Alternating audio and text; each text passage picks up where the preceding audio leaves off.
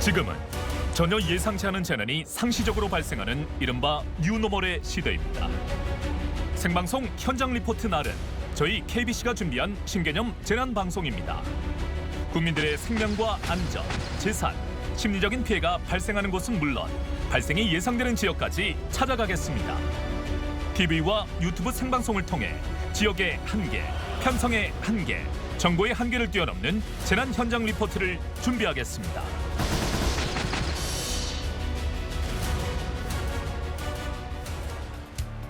여러분 안녕하십니까? 신개념 재난방송 현장 리포트 날 김재형입니다. 오늘은 저희가 그동안 다뤘던 이슈 중에서 사회재난을 모아서 종합해보는 시간을 갖도록 하겠습니다. 사회재난은 교통사고나 구조물 붕괴처럼 인적, 사회적 요인으로 인해서 발생하는 재난을 의미하는데요. 지난 6월 23일에 저희 방송에서는 터널 교통사고에 대해서 다뤘습니다. 특히나 터널 교통사고는 1년 12달 중에서 8월에 가장 많이 발생하기 때문에 대형 참사로 이어지지 않기 위해서는 더 많은 주의가 필요한데요. 발생 유형과 행동 요령, 안전 대책 등을 자세하게 다뤘던 터널 교통사고 편 함께 보시죠. 지난 5월 14일 경기도 안성 고속도로 터널에서 1톤 트럭이 앞서가던 경차를 추돌하는 교통사고가 발생했습니다. 이 사고로 차량 4대가 연달아 추돌했고 경차에 탑승하고 있던 50대 부부와 트럭 운전자는 사망했습니다. 지난해 9월 광주 송화동 금당산 터널에선 오중 추돌 사고가 발생해 차량 5대가 파손되고 운전자 1명이 부상당했는데요. 정차 공간이 없는 터널의 특성상 터널 안 교통사고는 차량 간 사고가 88.4%를 차지하며 일반 도로와 달리 차선 변경이 불가능하기 때문에 앞차의 뒤를 들이받는 추돌 사고의 비율이 50%를 넘습니다. 또한 시야가 제한되는 내부 환경 때문에 일반 교통사고보다 치사율이 2배 이상 높은데요. 터널은 폐쇄적인 구조 때문에 사고가 발생하게 되면 그 사고 차량 자체가 지체와 사고를 유발할 수 있는 장애물이 됩니다. 또 사고 차량 내부에 있었던 탑승자들이 대피할 공간이 없기 때문에 큰 사고로 이어지는 경우가 많이 있습니다. 문제는 이러한 터널 안 교통사고가 매년 증가하고 있다는 점입니다. 2016년부터 5년간 터널 교통사고 건수는 44%포인트 이상 증가했고 사망자 역시 48%포인트 증가했는데요.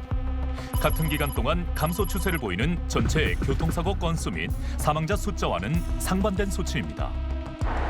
광주 지역의 경우는 더욱 심각합니다. 5년 전에 비해 터널 안 교통사고 건수는 3배가 늘었고 부상자 수 역시 3배 이상 증가했는데요. 특히 나들이 차량이 증가하는 5월부터 8월에는 터널 사고의 빈도 역시 급격히 증가하는 추세를 보여 더 많은 주의가 필요합니다. 지난 2016년 8월 여수 마내 터널에선 25톤 대형 트레일러 운전자가 나들이 차량을 들이받는 사고가 났습니다. 승용차 안에는 모처럼 여행을 떠난 가족이 타고 있었습니다. 농사를 지으며 홀로 4남매를 길러낸 어머니를 위해 아들과 2딸이 준비한 가족여행. 갑작스런 불의의 사고로 어머니는 숨지고 큰딸은 의식불명 상태에 빠지는 비극이 일어났습니다. 운전자의 안전과 생명을 위협하는 터널 교통사고. 지금부터 사고 발생 이유와 그 위험성을 알아보겠습니다. 네, 영상을 보면서 느낀 게 교수님 이제 곧 휴가철이다 보니까 네. 교통사고의 발생 가능성도 더 높아질 것 같은데 특히나 터널 교통사고의 발생 가능성도 더 높아질 수가 있는 거잖아요. 이제 항상 재난이라고 하는 것은 빈도와 비례를 합니다. 그러니까 교통량이 많으면 많을수록 그만큼 사고가 많이 일어나는 거고요.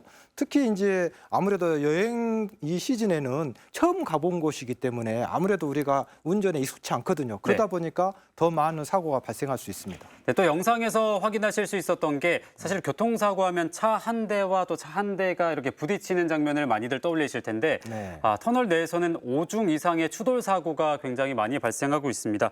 이렇게 다중 추돌 사고로 이어지는 이유가 있습니까? 이게 아무래도 터널이라고 하는 것은 안전거리 미확보라든가 과속이라든가 또 안전거리 미확보 또 안전 태만 뭐 여러 가지 문제 때문에 한번 이제 교통사고가 날 거 아닙니까? 네, 왼쪽에 영상을 문제는 지금처럼 갑자기 우리가 터널 내로 진출입을 하거나 할 때 지금 굉장히 어두워졌지 않습니까? 네, 지금이죠. 예, 이렇게 어두워졌거나 혹은 이제 터널 안에서 바깥으로 이제 빠져나가는 그 순간에 갑자기 이제 너무 이제 환해지면서 갑자기 우리가 일시적으로 시야가 확보가 안 되는 겁니다. 네. 이것을 우리가 암순응, 명순응이라고 하는데 이러한 문제로 인해서 사고가 나면 터널 내에 공간이 부족하기 때문에 그렇죠. 지금 이러는 경우를 우리가 지금 이제 명순응인 거죠? 그렇습니다. 갑자기 환해지면서 우리가 일시적으로 시야가 확보가 안 되는 거죠. 자, 터널을 들어가는 과정, 자, 지금도 터널을 들어가는데 한 1초에서 2초 정도 또 시야가 확보가 안 됐다가 네. 터널 나가는 과정에서도 또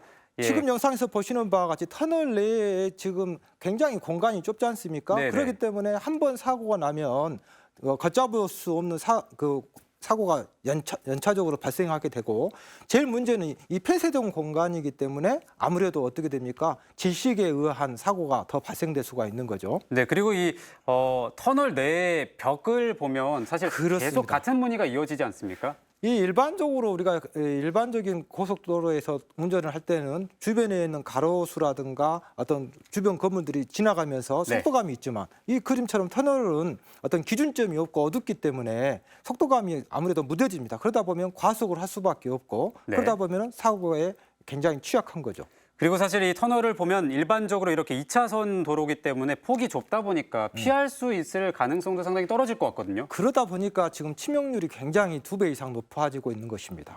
자, 이렇게 교통사고에 대한 이 경각심이 계속해서 올라가면서 교통사고 건수는 조금씩 줄고 있는데 터널 교통사고 건수는 또 늘고 있잖아요. 또 왜 그렇습니까? 우리나라의 특성 때문에 그런 것인데 우리나라 전체의 지형의 산지가 자그마치 70% 이상이고 네. 그러다 보니까 이제 교통량은 늘어나기 때문에 터널을 많이 만들 수밖에 없지 않습니까?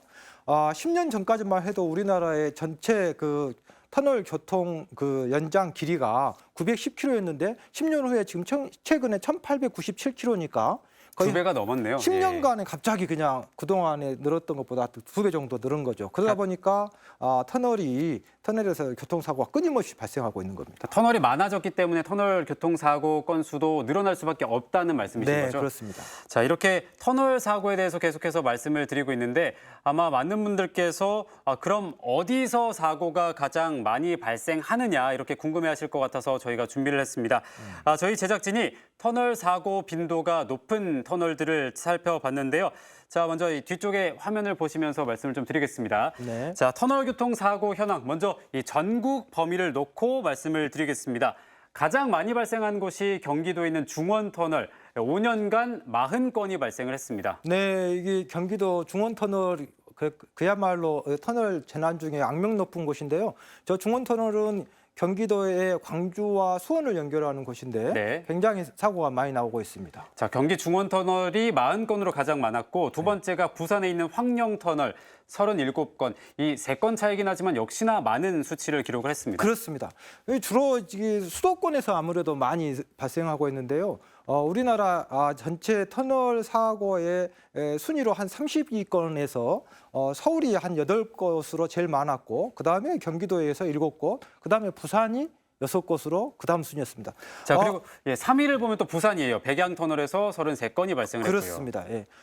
참고로 우리 광주 전남도 만만치 않습니다. 특히 광주 같은 경우에 최근에 굉장히 많이 증가하고 있는데요. 광주 같은 경우는 우리 지산터널이 있죠. 네. 지산터널이 전체 우리나라 전체 그 터널 교통사고의 30곳 중에 16위에 올라와 있기 때문에 굉장히 높은 굉장히 순위네요. 높은 네. 겁니다. 그래서 우리 광주 시민 여러분께서는 주의하셔야 되겠고 전남 역시 조심하셔야 되겠는데 전남 같은 경우는 여수 산단 주위에 아무래도 집중해서 네. 터널 사고가 많이 일어나고 있더라고요. 광주는 동구에 있는 지산터널에서 사고가 많이 발생하고 전남은 여수산단 인근에 있는 터널에서 사고가 많이 발생하고 있습니다. 교수님 보니까 네. 우리 지역도 그렇지만 이 수도권도 그렇고 부산도 그렇고 터널 교통사고가 많이 발생하는 곳을 보면 네. 공교롭게도 이 산단 인근에 있는 터널에서 또 사고가 많이 발생하고 있습니다. 왜 네. 그렇습니까? 아무래도 산단에서 많이 일어나는 것은 저는 2가지라고 봐요. 첫 번째는 그 산단에서 보통 그 운반하는 것들이 보통 휘발성이 있거나 유해 화학 물질이 많거든요. 네. 그러다 보니까 한 번 사고가 일어나면은 걷잡을 수 없이 2차, 3차 더 큰 재난으로 번지는 경우가 많았고요. 지금까지. 네. 또 두 번째는 이 지금 그림에서 보시다시피 지금 굉장히 대형 탱크로리가 이렇게 넘어지면서 저런 경우에 이제 휘발성 물질이라든가 유해 화학 물질이 터져버리면 굉장히 심각한 우리가 화학 재난에 봉착하게 되는 거죠. 지금 자, 저러면 화재가 또 발생할 수도 있겠군요. 그렇습니다. 그다음에 이제 지금 그림 영상에서도 그렇지만 지금 산단 주변의 터널에서 큰 문제가 뭐냐면 대부분이 이 산단의 물류가 주간보다는 야간에 많이 일어납니다. 야간에. 네. 왜냐하면 야간에 새벽이라든가 우리가 한밤중에 운반을 해야만이 교통체증이 덜하기 때문에 네네. 하는데 그러다 보면은 어떻게 됩니까? 아무래도 졸음운전을 하게 되고 또 특히나 비가 오거나 눈이 오면은 야간에 시야가 확보가 안 되기 때문에 더 터널에서 사고가 많이 나는 거죠. 자, 지금 영상으로도 계속 보고 계신데 이 사고가 나면 그냥 차끼리 부딪히는 걸 넘어서 화재가 발생하기도 하고 아까처럼 또 폭발이 발생하기도 하거든요. 저게 이제 문제가 뭐냐면 대부분이 터널이 자꾸 반복되지만 밀폐된 공간이기 때문에 유해 가스를 우리가 마셔버릴 수 있거든. 화재가 나면은 특히 타이어 같은 거에 이제 불이 붙어버리면 네. 엄청나게 이제 지식사에 2차, 3차 일어나는 거죠.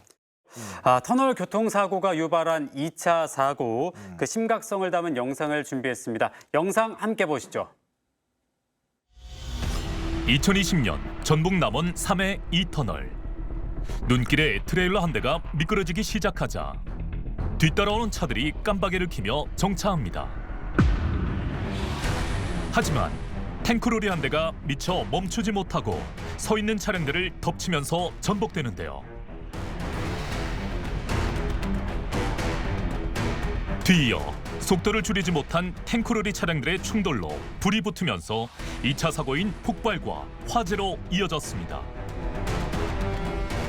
이로 인해 5명이 숨지고 43명이 다치는 대형 참사가 발생했는데요. 밀폐된 공간인 터널 내에서는 잠깐의 화재도 큰 대형 사고로 이어집니다. 경북 상주 터널. 전방에 정차한 차량을 뒤늦게 발견한 화물차가 급제동을 하며 균형을 잃습니다. 적재하고 있던 시너가 바닥에 떨어지고 불이 붙자 순식간에 함께 있던 차량 10여 대에 불길이 번지며 대형 사고로 이어졌는데요. 이 사고로 20여 명이 중경상을 입었습니다. 터널 내부에선 화재로 인한 연기도 대형 참사의 원인이 됩니다. 지난 11월 경기도 성남 내곡 터널에서 달리던 5톤 화물차에서 갑자기 불이 나기 시작하면서 폭발음과 동시에 순식간에 검은 연기가 뒤덮이는데요. 터널 안은 탈출하는 사람들로 아수라장이 됩니다. 이 사고로 5명이 연기를 흡입해 경상을 입었습니다. 터널 교통사고로 인한 2차 화재 사고는 일반 교통사고보다 사고 한 건당 사상자가 1.5배 이상 발생하며 다수의 인명피해로 이어지고 있습니다. 터널 교통사고로 인한 2차 사고, 예방법과 행동요령, 지금 함께 알아보겠습니다. 이 터널 내에서 사고가 났을 때 2차 사고가 발생할 가능성이 높을 수밖에 없는 이유가 이 위험물질을 실은 화물차들은 급제동이 힘들잖아요. 그렇기 맞습니다. 때문에 대형 참사가 사실 많이 발생을 했잖아요. 네. 이 재난 안전은 제일 중요한 게 커뮤니케이션이라든가 이 정보 전달이 굉장히 중요하기 때문에 네. 터널에서 어떤 재난 이머전시 상황이 되면 비상 전조등이라든가 깜빡이를 꼭 켜주셔가지고 주변 운전자들한테 워닝을 해주시는 게 중요한 것 같습니다. 또한 한 50m 우리 터널 내에 50m 간격으로 우리 옥내 소화전 있지 않습니까? 네. 그 옥내 소화전 옆에 긴급 전화기가 있기 때문에 재난은 정보 전달이 중요하다고 했지 않습니까? 그렇기 때문에 긴급 전화나 여러분들이 가지고 계시는 휴대폰을 이용해서 빨리 상황 전파를 해주셨으면 좋겠습니다. 또 아까 말씀하셨던 것처럼 이 터널이 보통 산지나 오지이기 때문에 네. 소방이 좀 소방차나 이 대처를 해줄 수 있는 전문 인력들의 출동이 좀 늦어질 수밖에 없잖아요. 그렇습니다. 예. 예, 그렇기 때문에 사고 피해자들의 초기 안전 조치가 상당히 중요할 것 같은데요. 지금 또 국내에 하나밖에 없는 터널 사고 관련 안전 체험을 할 수 있는 방재센터에 이규석 리포터가 나가 있다고 합니다. 현장 연결해 보겠습니다. 이규석 리포터. 네, 저는 지금 충북 영동에 위치한 한국도로공사 터널 방제 인증센터에 나와 있습니다. 네, 터널 방제 인증센터가 어떤 곳인가요?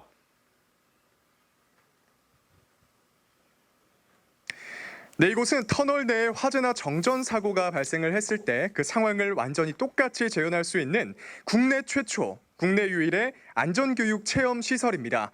뒤에 보이는 터널은 실제로 경부고속도로 영동 옥천 구간에 설치가 됐던 구 영동 터널입니다. 그렇기 때문에 실제 터널과 동일한 환경에서 사고 대응 교육을 받을 수가 있습니다. 제 옆에는 오늘 사고 시 여러 가지 행동 요령들을 알려주실 영동 소방서 배태철 소방관님 나와 계십니다. 소방관님 안녕하십니까? 네, 안녕하세요. 네, 지금 저희 뒤쪽에 터널 입구에 진입 금지라는 거대한 경고 표지판이 붙어 있습니다. 어떤 의미를 갖고 있습니까? 네, 저 경고 표시는 터널 내부에서 각종 사고가 발생 시 자동으로 내려오게 됩니다. 저 경고 표시가 보이시면은 터널 내부로 절대 진입하시면 안 됩니다. 네, 말씀하신 것처럼 저러한 경고가 보일 때 절대로 터널 내부로 진입해서는 안 될 것 같습니다. 이렇게 숙지해야 할 안전수칙들이 그 외에도 굉장히 많습니다. 바로 전에 소방관님과 제가 직접 여러 가지 터널 사고 관련 안전 체험들을 진행을 했는데요. 터널 내부의 통신 상황상 생방송으로 전해드리는 점이 어렵기 때문에 저희가 미리 영상으로 준비를 했습니다. 영상으로 확인하시죠. 네, 현재 체험을 진행하기 위해서 터널 내부에 들어와 있습니다. 이곳 체험장은 실제 터널과 동일하게 재현이 돼서 실제로 들어와 있는 것 같은 느낌을 주고 있는데요. 소방관님, 첫 번째로 진행해 볼 체험은 어떤 겁니까?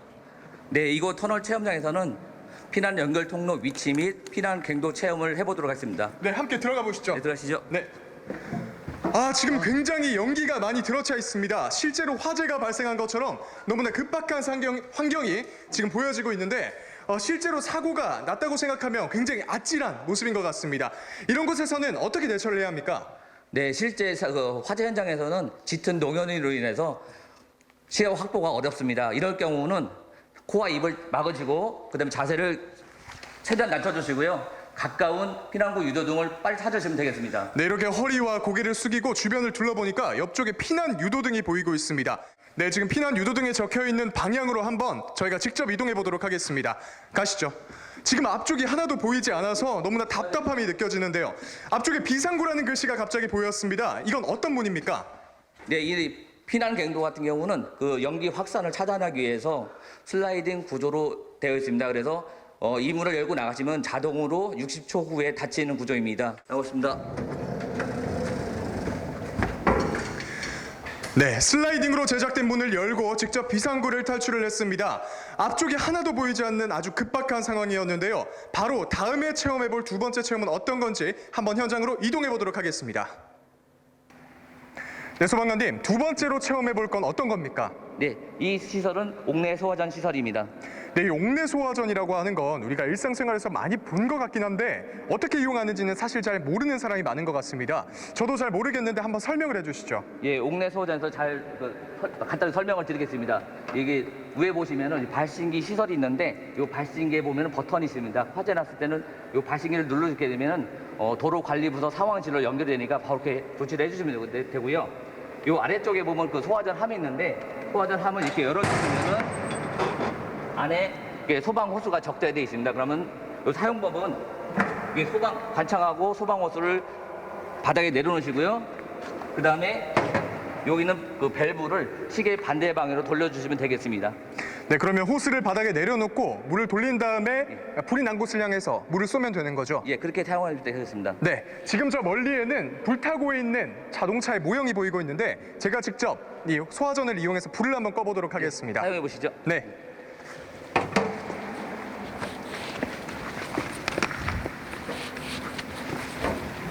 예, 밸브를 시계 반대 방향으로 열어주시고요.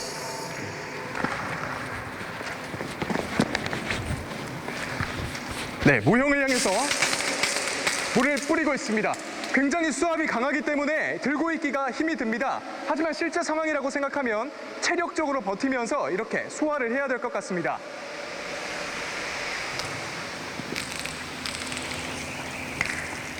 네, 실제로 모형을 향해서 불을 한번 끄는 체험을 해봤는데요. 굉장히 힘이 들지만 이렇게 안전 수칙과 방법을 숙지해 놓으면 앞으로 실제 상황이 발생했을 때 잘 해낼 수 있다는 자신감이 생깁니다. 이상으로 체험 마치겠습니다. 네, 영상을 통해서 화재가 발생했을 때 어떻게 행동을 해야 되는지 그 요령을 한번 배워봤습니다. 소방관님, 마지막으로 시청자 여러분께 하실 말씀이 있으시다고요? 예, 터널 사고 시 소방관 진입이 다소 늦어질 수 있습니다. 또한 터널 내부에 많은 연기가 발생하여 침착한 대처가 어렵습니다. 이런 경우 당황하지 마시고 오늘 배운 요령대로 침착하게 대응하셔서 우리 모두의 안전을 지켜주시기 바랍니다. 네, 지금 말씀하신 것처럼 비상 상황이 발생했을 때 당황하지 말고 저희가 알려드린 안전수칙을 준수하시면 좋을 것 같습니다. 네, 오늘 체험을 도와주신 영동소방서 배태철 소방관님 고맙습니다. 네, 고맙습니다. 네, 지금까지 한국도로공사 터널방재인증센터에서 취재 리포터 이규석이었습니다. 터널 안전 관련 제도에도 분명히 문제점이나 보완점이 있을 것 같거든요. 혹시 어떤 게 있을까요? 글쎄 이제 지금 우리나라에서 방금 전에 어디죠? 그 3회 터널, 3회 2터널에서 재난이 생겼었잖아요. 2020년도에 3회 2터널에서 굉장히 질식사로 인해서 굉장히 문제가 심각했는데 그 3회 2터널 지금 이게 지금 재현 설비입니다. 네. 제트 엔진을 이용해서 연기를 강제적으로 빼는 건데요. 지금 3회 2터널 같은 경우는 710m거든요. 근데 당시에 우리나라에 저런 강제적으로 그 매연을 빼주는 재현 설비가 당시에는 국토교통부에서는 1km 이상이었을 때, 터널 길이가 1km 이상일 때만 저 재현 설비를 강제화했고, 네. 3회 2터널 같은 경우는 엄청난 사상자가 발생했음에도 불구하고 710m니까 저런 시설이 필요가 없었죠. 시설 설치 규정에 해당이 되지 않았군요. 그렇습니다. 예. 그래서 그 다음 해부터 저희들이 이제 500m로 낮춰놨습니다.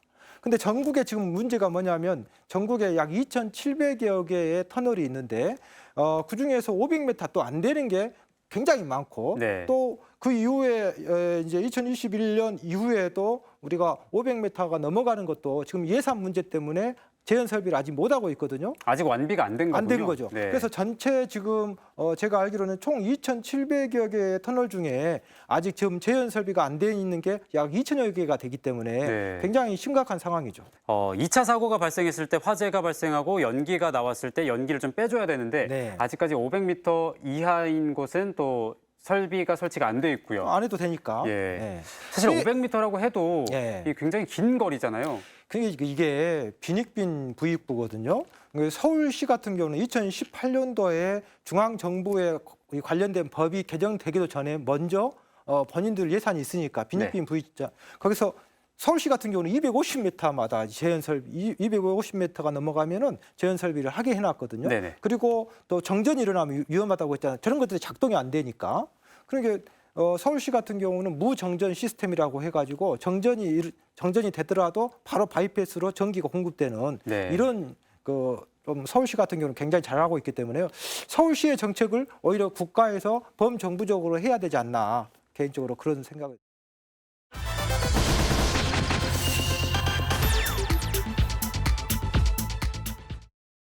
네, 사회재난은 도로나 교각, 또 지하철 등 이 지자체가 주도하는 대형 토건 사업과도 굉장히 밀접한 관계가 있습니다. 그렇기 때문에 시민의 생명과 안전을 지키고자 하는 지자체의 의지와 마음가짐이 더욱더 중요한데요. 최근 광주에서는 설계 단계부터 시민과 전문가들의 의견을 무시하고 공사를 강행했던 사업이 있었습니다. 바로 지산 IC와 도시철도 2호선 공사인데요. 이렇게 안전 불감증이 만연한 실태를 밀착 취재했습니다. 영상으로 함께 보시죠. 광주 두암지구 일대 교통난을 해소하기 위해 2016년부터 5년간 77억 원을 들여 건설한 지산 IC. 하지만 안전상의 문제로 개통도 하지 못한 채 폐쇄 위기에 처했습니다. 지산 IC 진출로는 우측 진출로를 이용하는 일반적인 도로와는 달리 추월 차로로 인식된 1차로를 통해 진출하는 생소한 구조로 급정거와 추돌 등 교통사고 발생 가능성이 높은데요. 또한 국토교통부 규정상 터널과 진출로 사이 680m의 이격거리가 필요하지만 지산 IC의 경우 70m에 불과해 운전자들이 시야를 확보하는 데도 어려움이 있습니다. 국토교통부의 도로 구조, 시설 기준에도 미치지 못하는 도로가 도대체 어떻게 탄생하게 된 걸까요? 당초 도로 설계는 일반적인 우측 진출로였습니다. 하지만 인근 주민들이 차량 소음과 사생활 보호 등을 이유로 민원을 넣자 2019년 광주시에서는 설계 변경을 진행했는데요. 전문가들은 안전성의 이유로 반대했지만 광주시의 계속된 강행으로 결국 지난해 7월 좌측 진출로로 완공됐습니다. 하지만 개통을 앞두고 진행한 현장 점검에서 또다시 안전성에 대한 문제가 불거지자 수차례 개통을 연기했고 지난 7일 민선 8기 인수위가 진출로 폐쇄를 제안하면서 사실상 폐쇄 절차에 들어갔습니다. 이에 대한 피해는 고스란히 광주 시민들이 떠안게 됐는데요. 이 많은 돈을 투자를 해놓고 개통을 하면 이거 아무것도 아니지. 돈이 처음에 들더라도 이쪽에 땅을 좀 구입해갖고 2차선에서 나가게끔 해야지. 이거 해놓으면 못하냐고. 아예 빼지를 말아야죠. 처음부터. 이거 돈 들이고 이거 뭐예요? 나라 세금 들이고. 77억 원에 달하는 혈세를 들였지만 개통도 못한 채 애물단지로 전락한 지산 IC 진출로. 안전상의 문제에도 불구하고 공사를 진행한 배경을 명백히 밝혀야 할 때입니다. 영상을 보니까 참 이해하기 힘든 부분들이 좀 있습니다. 전문가들의 반대에도 불구하고 공사가 착공이 됐고 결국 왼쪽으로 진출로가 이렇게 완공이 됐는데요. 참 어떤 문제가 있는지 좀 다시 한번 짚어주실까요? 정말 화가 납니다. 일단 이 문제에 대해서는 정말 화가 나는 게 한마디로 얘기해서 관계 공무원들이 전문가들의 얘기를 그야말로 옛날 선비들이 안방에서 글을 읽으면서도 쌀인문밖에 한방 눈이 내리는 소리도 듣는다는 자세로 남의 얘기를 잘 들어준다. 그래서 우리가 한자로 청설이라고 하지 않습니까? 네. 그런 얘기를 잘 들어줬어야 되는데 지금 여러 가지 문제점들이 있음에도 불구하고 이렇게 안 좋은 것을 강행했다. 정말 심각한 것 같고요.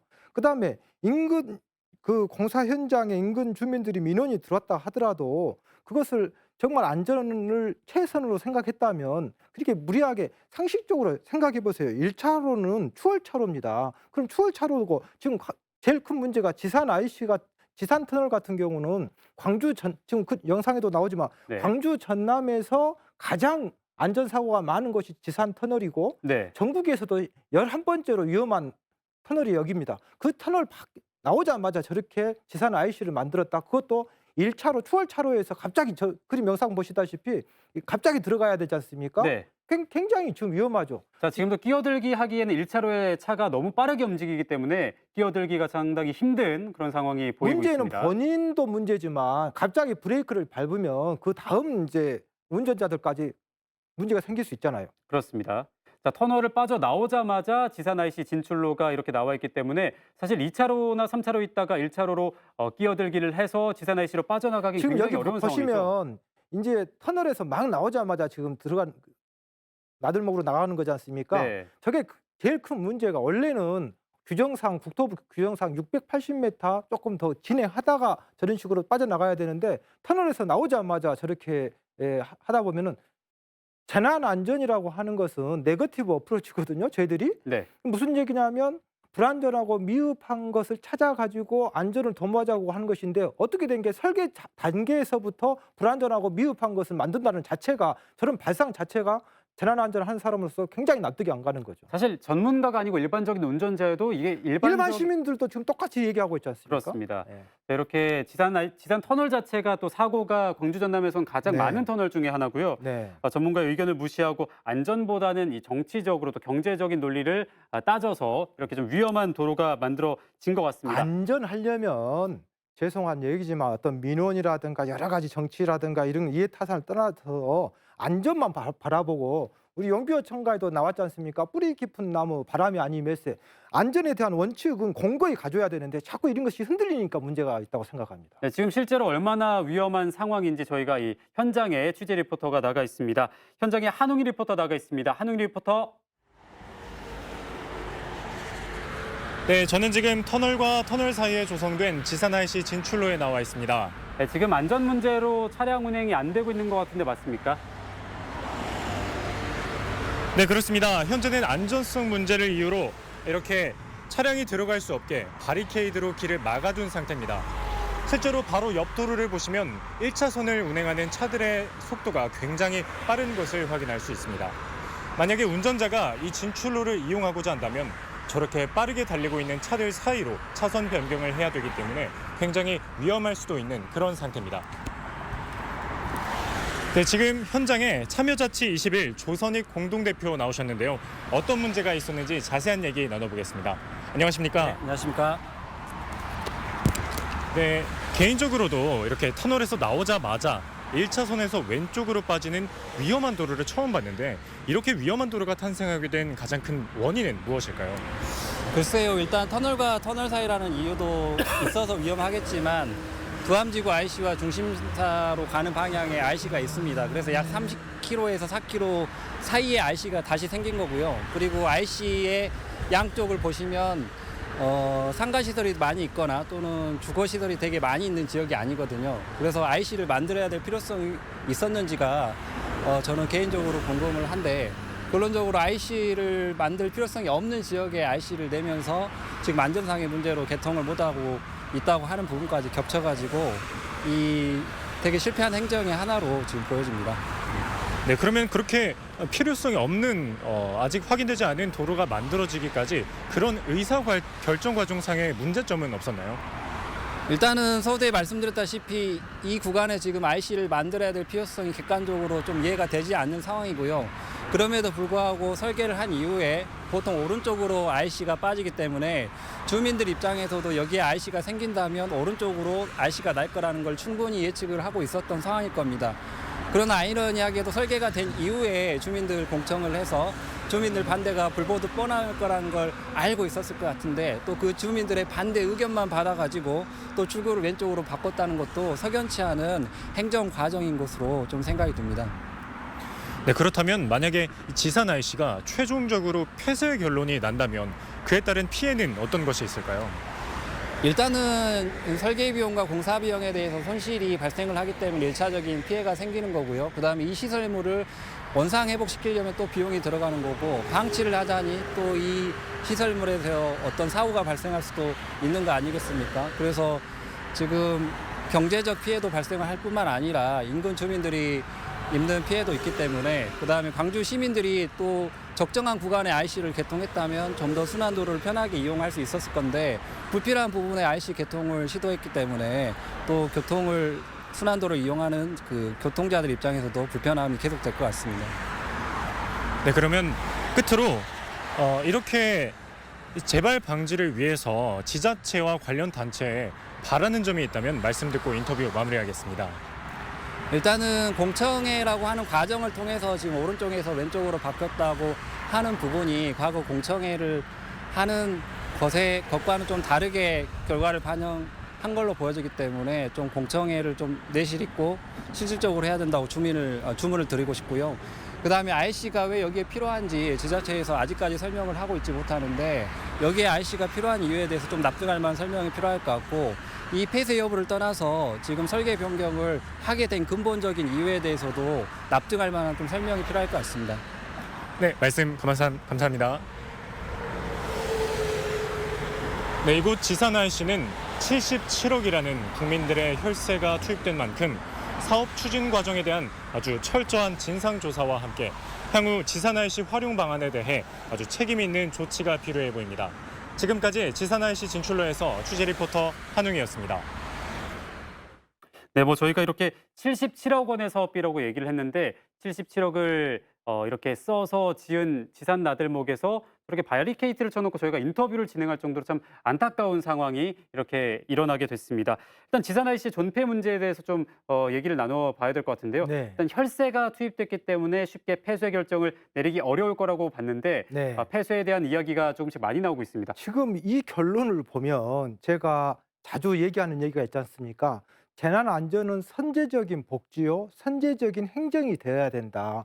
안전을 담보로 해서 어떤 행정을 했다가는 더 큰 문제가 생길 수 있거든요. 네. 그렇기 때문에 저는 이번 기회에 지금 광주광역시가 지금 사실은 행정에서 제일 중요한 게 뭐라고 생각하세요? 저는 신뢰라고 생각하거든요. 네. 그러면 광주광역시가 앞으로 행정에서 신뢰를 구축하려면 이번은 지금 이런 결정의 일련에 왜 이러한 배경이 생겼는지 어떤 문제가 있는지 원인을 규명하고 다시는 이런 일이 생기지 않도록 이것을 제도화하고 시스템화해서 재난안전이라고 하는 것은 소 잃고 외양간을 확실히 고치는 것에서부터 시작하는 거예요. 네. 우리 사회가 소 잃으면 그냥 소 잃은 것만 가지고 뉴스화하고 문제하고 나서 그것을 제도화해서 다시는 소 잃고 외양간을 확실히 고치는 것을 시스템화하고 법제화하고 그다음에 시민 거버넌스들이 그런 것을 감시 감독할 수 있는 이런 것이 시스템화되어야 되는데 이런 것이 없다 보니까 계속된 반복된 재난이 생길 수밖에 없는 거예요. 네, 그렇습니다. 사실 이 얼마나 이 지산 IC 관련 문제가 좀 집중적으로 다뤄졌냐면 네. 지난 광주시장 선거에서도 굉장히 중요하게 토론에서 이어졌었는데요. 네. 강기정 현 광주시장과 전 광주시장인 이용섭 전 광주시장이 지산 IC의 폐쇄 여부를 두고 정말 격렬하게 토론을 펼쳤습니다. 먼저 강기정 후보가 당시 후보였죠. 4곳뿐이다. 네. 비슷한 구조를 가진 도로가 4곳밖에 없다라고 얘기를 했는데 네. 이용섭 전 광주시장은 20여 곳 이상이다. 굉장히 같은 주제를 놓고 이야기를 하는데 차이가 많이 나잖아요. 저는 재난안전 한 사람으로서 참 어이가 없다. 저게 지금 재난안전은 네거티브 어프로치다라고 했잖아요. 뭔가 불안전하고 미흡한 곳에서 항상 재난이 생기는 거예요. 광주 시민 입장이나 저나 재난안전 전문가 입장에서는 4곳이냐 20곳이냐 이게 의미가 없습니다. 네. 4곳 20곳이어도 단 한 곳이어도 그런 것이 위험하다면 안 했어야죠. 그렇죠. 지금 무슨 숫자 노름을 하는 것이 의미가 없다라는 거죠. 이게 사실 뭐 4곳인지 20곳인지가 중요한 게 아니라 지산 IC가 위험하다면 실제로 좀 막았어야 했다 이런 말씀이신 거잖아요. 세상에 재난안전이 빈도 아닙니까? 지금 광주광역시 전라남도에서 가장 많은 여수 산단이라든가 광주광역시 통틀어서 광주에서 제일 많은 사고가 나는 곳이 어디였어요? 지산 터널 아니었습니까? 네. 그 나오자마자 IC를 거기도 우리가 일반적인 운전자들이 그 습관적으로 하고 있는 3차로에서 빠져나가는 것이 아니라 추월차로인 1차소에서 갑자기 빠져나간다는 이 설계 자체, 발상 자체가 굉장히 심각한 오류가 있는 거죠. 네, 그리고 이 지산 IC의 좀 건립 과정에서도 가장 중요한 역할을 해야 되는 현 시장과 전 시장이 각각 좀 다른 자료를 이렇게 보고 주장을 네. 펼치는 것 자체부터 시민들에게 신뢰를 얻기가 좀 힘들지 않나 하는 생각도 들고요. 철저한 진상 조사를 시작해서 시민들에게 좀 결과를 투명하게 공개를 했으면 좋겠습니다. 일단 신뢰성을 아까 말씀하셨던 것처럼 신뢰성을 회복하는 게 가장 중요할 것 같다는 그렇습니다. 생각이 들었습니다.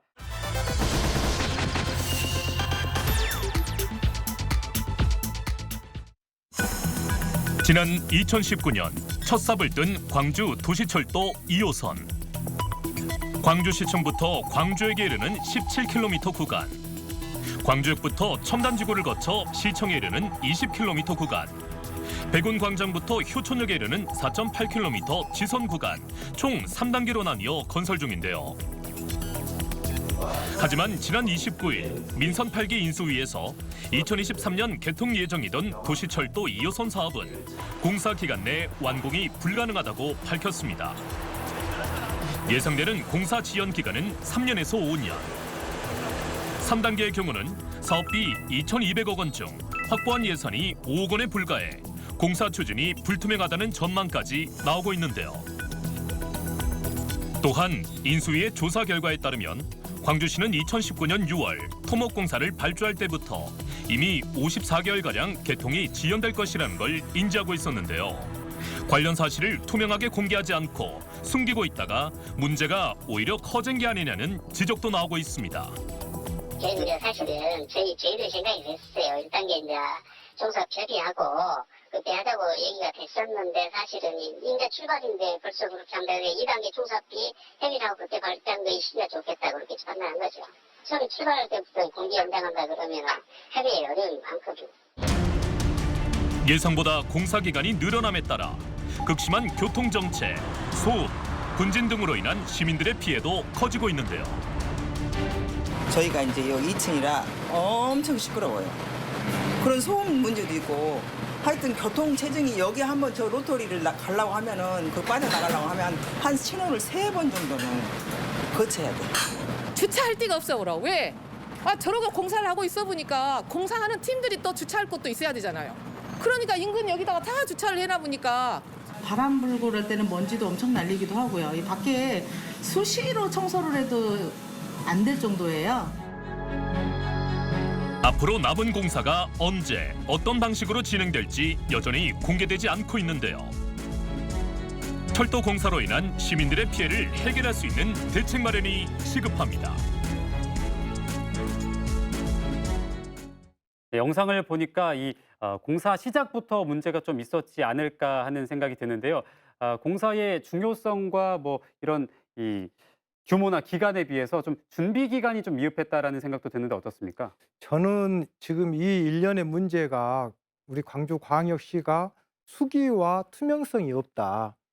이게 지금 2002년도에 승인이 당초에 났지 않습니까? 네. 그런데 17년 동안 지리하게 이걸 2호선을 할 거냐 말 거냐, 노선은 어떻게 할 거냐, 그다음에 공법을 높은 곳으로 할 것이냐, 저심도로 할 거냐, 이게 수차례 논쟁만 하다가 17년이 지나가지고 어찌됐건 2019년 10월 달에 착공을 했는데 네. 그 과정에서 충분한 수기가 되어야 되는데 수기가 없이 관계 전문가들의 브레인스토밍이라든가 수십 차례 문제점들을 해결해서 적법한 설계 공법과 시공 공법을 해도 현장에서 도발 변수가 있기 때문에 또 문제가 생길 수 있잖아요. 네. 그런데 그런 것들을 수기를 제대로 하지 못해가지고 지금 이런 문제가 생긴 것 같고, 지금 문제는 더 큰 문제는 이러한 지금 공사가 지금 3년에서 5년 정도 지연이 된다라는 거 아닙니까? 네. 그럼 그런 것들을 정확하게 공개를 하고 원인을 규명해서 재발 방지를 했어야 되는데 지금 큰 문제가 없다라고 했다가 이번에 인수위 과정에서 이제 이게 나타난 거 아닙니까? 네. 저는 지금 이러한 것들이 일련의 행정에 제일 중요한 것은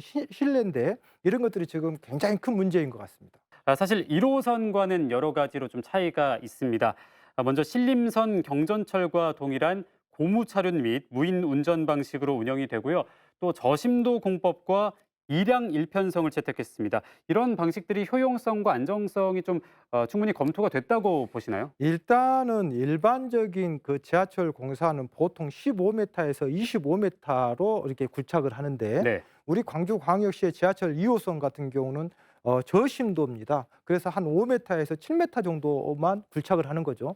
이렇게 하다 보면 아무래도 공사 기간도 단축이 되고 공사 비용도 절감이 되고 환경적으로 여러 가지 이점이 있습니다. 그럼에도 불구하고 왜 전 세계적으로 하지 않고 또 국내에서도 지금 우리나라 광주광역시가 최초로 하는 거거든요. 네. 자, 왜 그랬을까요? 뭔가 문제점이 있었을 거 아닙니까? 그러면 그러한 문제점에 대해서 충분하게 관계 전문가들과 외국 사례라든가 해외 사례 여러 가지를 우리가 집중해서 이러한 것들에 대해서 설계라든가 시공에 반영을 시켜줘야 되는데 이러한 노력이 너무 부족했다. 저는 이렇게 봅니다. 네, 사실 이 많은 준비가 됐다고 하더라도 그렇죠. 공사가 예정된 기간보다 3년 이상이나 연장이 되다 보면 시민들 불편이나 안전성의 문제는 좀 더 커질 수밖에 없을 것 같은데요.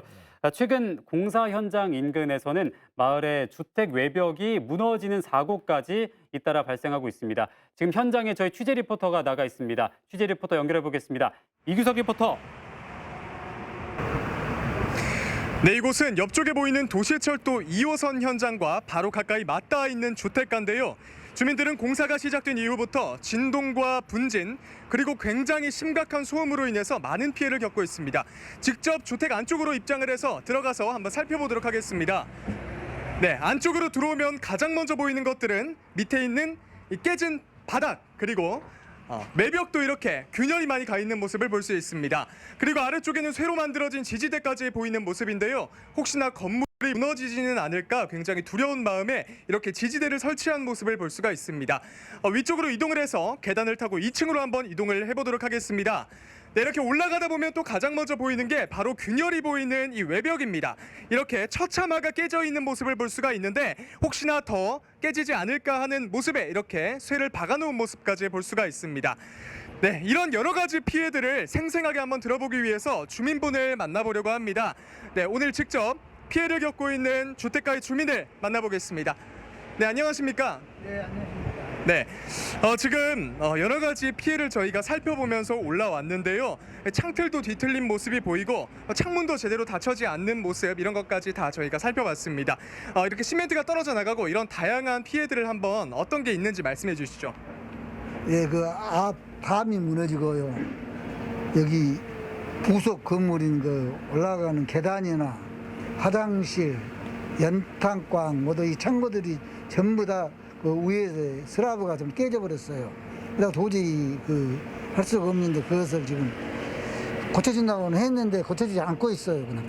그리고 또 이 빨리 공사가 마무리돼서 이 장사라도 할 수 있게 만들어졌는데 장사가 전혀 안 됩니다. 이렇게 막아버리니까 이상하게 인도를 막 그냥 우으로 계단을 쌓아버리고 그런 게 사람이 통과할 수가 없어요.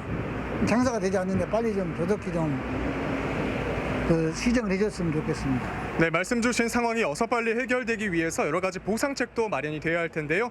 인터뷰 감사합니다. 네, 이쪽으로 한번 이동해 보시면 뒤쪽에 바로 공터가 보입니다.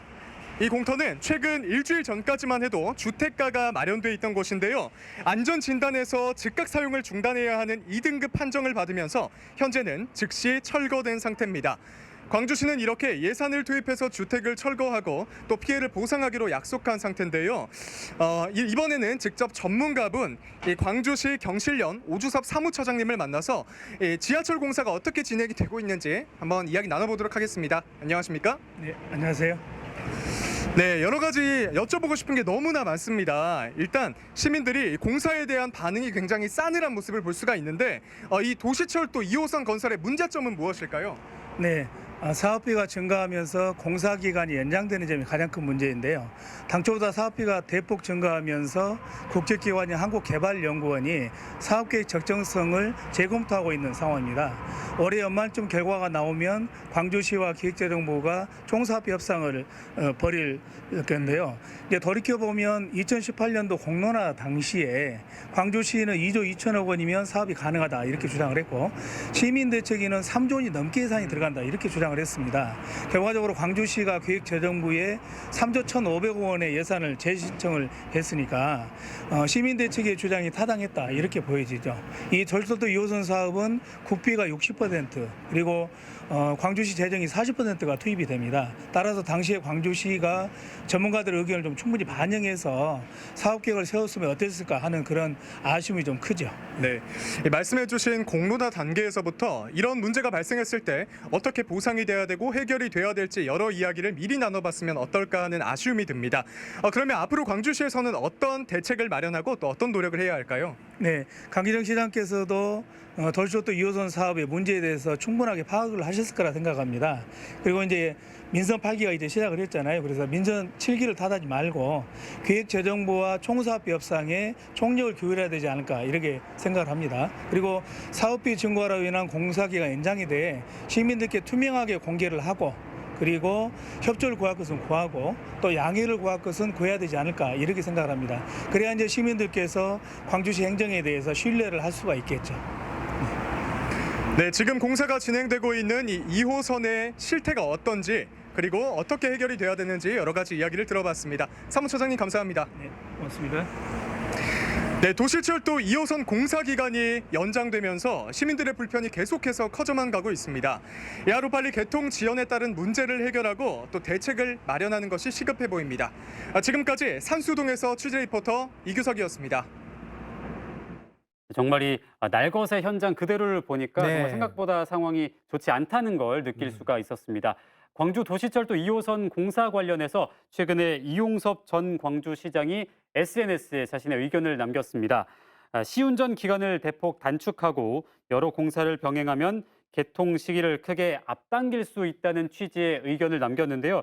사실 공사 기간을 단축하는 것도 좀 중요하지만 네. 공사 기간을 단축한다는 건 그만큼 안전성에 좀 구멍이 생길 수도 있다는 얘기가 될 수 있잖아요. 원래 안전하려면 충분한 공사 기간이 필요하고 또 안전하려면 충분한 비용이 있어야 됩니다. 네, 우리 최근에도 우리 광주광역시에서 그런 교훈을 찾았잖아요. 그렇습니다. 광주 학동 붕괴 뭐 때문에 붕괴된 겁니까? 결국은 원가 절감하려고 무리한 공법을 채택해서 붕괴된 거고 네. 하정동 현대 아이파크 뭐 때문에 역시 붕괴된 겁니까? 빨리빨리 이게 한 2달 정도 공사가 지연되다 보니까 그 공사 2달을 따라잡으려다가 지금 무리하게 한 거 아닙니까? 네. 지금 국내에서도 이런 문제가 굉장히 많이 발생합니다. 2013년도에 부산 같은 경우는요, 북항대교와 남항대교를 연결하는 접속도로를 공사하다가 공사 착공 시기에 주민들의 민원 때문에 착공을 늦어진 거예요. 네. 결국은 그것을 따라잡기 위해서 무리하게 공사를 하다가 4명이 사망을 했거든요. 이런 사례는 앞으로 계속 있을 겁니다. 네, 사실 좋지 않은 사례들에 대해서 좀 말씀을 해주셨는데 네. 대형 SOC 사업에서도 좀 좋은 사례들도 있잖아요. 좀 몇 가지 소개를 해주시죠. 대형 SOC 사업의 성공적인 사례들을 저희들이 분석해보면 공통점이 하나 있어요. 네. 그게 뭐냐? 바로 관계 전문가들과 수기를 하고 브레인스토밍을 해서 최적의 공법을 우리가 초이스하는 거거든요. 네. 실질적으로 언제죠? 우리 4차선 우리 사페 터널이라고 있습니다. 네. 사페산 터널. 이 사페산 터널이 우리나라에서 4차로 터널 중에서 가장 긴 4km 터널인데 이거 역시 초창기에 공사가 지연이 됐었어요. 그런데 관계 전문가들을 최대한 이왕 늦은 거 제대로 한번 해보자 해가지고 관계 전문가들로 하여금 화약의 폭발 방법은 어떻게 하고 굴착 방법은 어떻게 하고 공사 기간 단축하기 위해서 또 그런 공사 기간 단축하다가 보면 또 문제가 생길 수 있으니까 컴퓨터 어떤 계측 시스템은 어떻게 하고 관계 전문가들 수기를 해가지고 성공적으로 이 공사를 공기 단축하는 사례가 있거든요. 결국은 관계 공무원들한테 제가 꼭 얘기를 하고 싶은 게 공무원들은 행정하신 분들이지 전문가는 아니지 않습니까? 네. 그렇기 때문에 관계 전문가들을 최대한 TF팀으로 만들어서 브레인스토밍을 해서 최적의 공법을 선택해야 될 것 같습니다.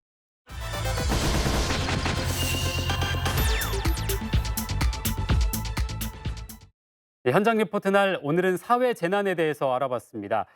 사회 재난은 우리의 노력에 따라서 예방도 할 수 있고 또 재난 피해의 규모나 범위를 줄일 수 있다는 점에서 더욱더 경각심을 요하는데요. KBC 현장 리포트 날은 지역 곳곳에 재난 발생이 예상되는 곳을 찾아서 재난 예방 시스템 구축과 시민들의 안전의식을 높이는 데 더욱더 힘쓰겠습니다. 저희가 준비한 내용은 여기까지입니다. 저희는 다음 주 목요일에 다시 생방송으로 찾아오도록 하겠습니다. 지금까지 시청해주신 여러분 고맙습니다.